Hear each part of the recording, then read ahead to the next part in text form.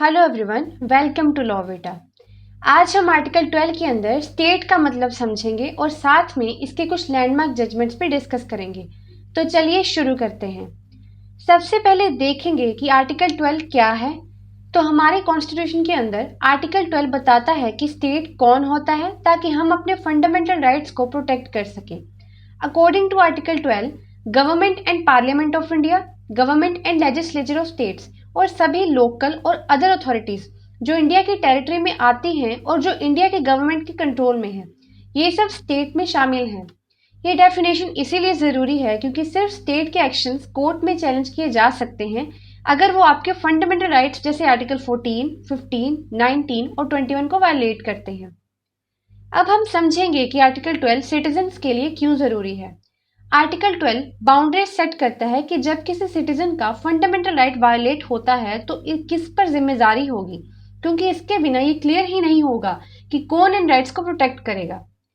Public officials and departments, local bodies जैसे कि पंचायत और वो सब कॉरपोरेशंस और बोर्ड्स जो गवर्नमेंट के कंट्रोल में आते हैं, ये सब रिस्पॉन्सिबल होंगे सिटीजन्स के राइट्स को प्रोटेक्ट करने के लिए। अब ये समझना भी बहुत जरूरी है कि लोकल और अदर अथॉरिटीज कौन है। लोकल अथॉरिटीज वो बॉडीज हैं जो लोकल गवर्नमेंट संभालते हैं, जैसे म्यूनिसिपल कॉरपोरेशंस, पंचायत, जिला परिषद और टाउन एरिया कमेटीज। ये आर्टिकल 12 में क्लियरली मेंशन किए गए हैं।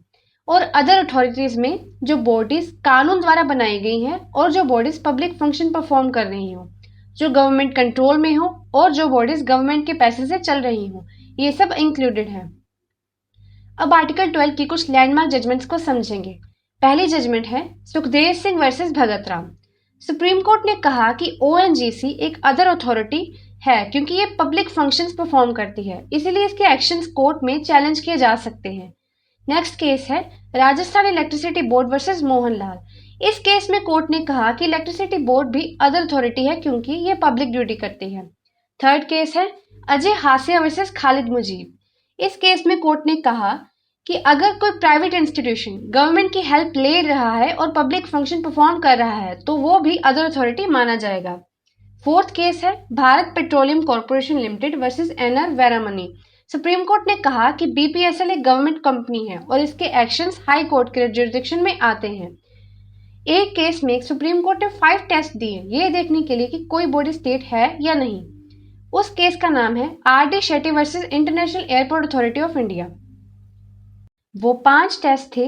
क्या बॉडी कानून द्वारा बनी है, क्या ये पब्लिक पर्पस सर्व करती है, क्या ये गवर्नमेंट की फंडिंग पर निर्भर है, क्या गवर्नमेंट इसको कंट्रोल करती है और क्या ये स्टेट जैसी पावर्स यूज करती है या नहीं। अगर ये सारे पॉइंट्स या इनमें से ज्यादातर पॉइंट्स फुलफिल होते हैं तो बॉडी स्टेट मानी जाएगी। अब एक इम्पॉर्टेंट लास्ट केस है जिसका नाम है Zee telefilms versus union of India.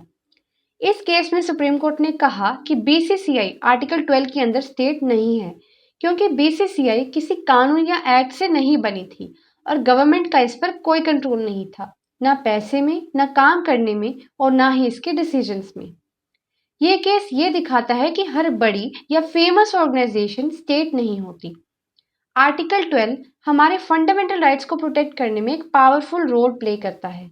याद रखिए, हर बॉडी स्टेट नहीं होती।